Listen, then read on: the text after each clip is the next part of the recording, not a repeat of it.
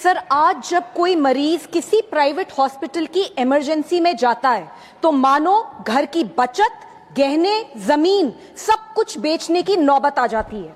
आप हॉस्पिटल के अंदर जाइए, बेड्स की कैटेगरी देखिए, डिलक्स, प्रीमियम, स्वीट, इनका रूम रेंट कई बार 5 स्टार होटल से भी ज्यादा होता है।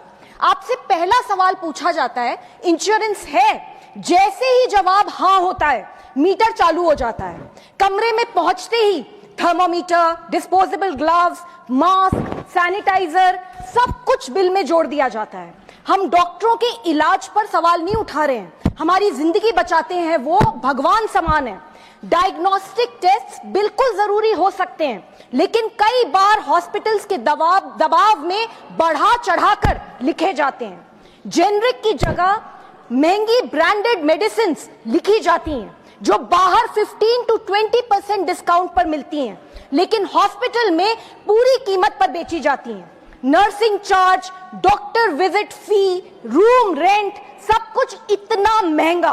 बिल ट्रांसपेरेंट नहीं होते, बल्कि उनमें हिडन चार्जेस और अनएक्सप्लेन्ड फीस होती हैं। इंश्योरेंस कंपनियां भी इससे अलग नहीं हैं। प्रीमियम इतना बढ़ रहा है कि लोग पॉलिसी लेकर भी छोड़ने पे मजबूर हैं। ऊपर से कंपनीज छोटी छोटी बातों पर क्लेम्स रिजेक्ट कर देती हैं। नतीजा, हर साल लाखों परिवार कर्जे में डूब जाते हैं। सर, इस सेक्टर को रेगुलेट करने के लिए 2010 में क्लिनिकल एस्टैब्लिशमेंट्स एक्ट पास किया गया था, जिसने राज्यों को अधिकार दिया था कि वे मेडिकल प्रोसीजर्स की मैक्सिमम रेट्स तय करें। लेकिन आज भी सिर्फ 12 राज्यों ने इस कानून को अपनाया है।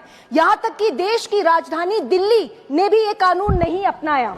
इसलिए सर, मेरी मांग है, नंबर 1, क्लिनिकल एस्टैब्लिशमेंट्स एक्ट को सभी राज्यों में मैंडेटरी बनाया जाए।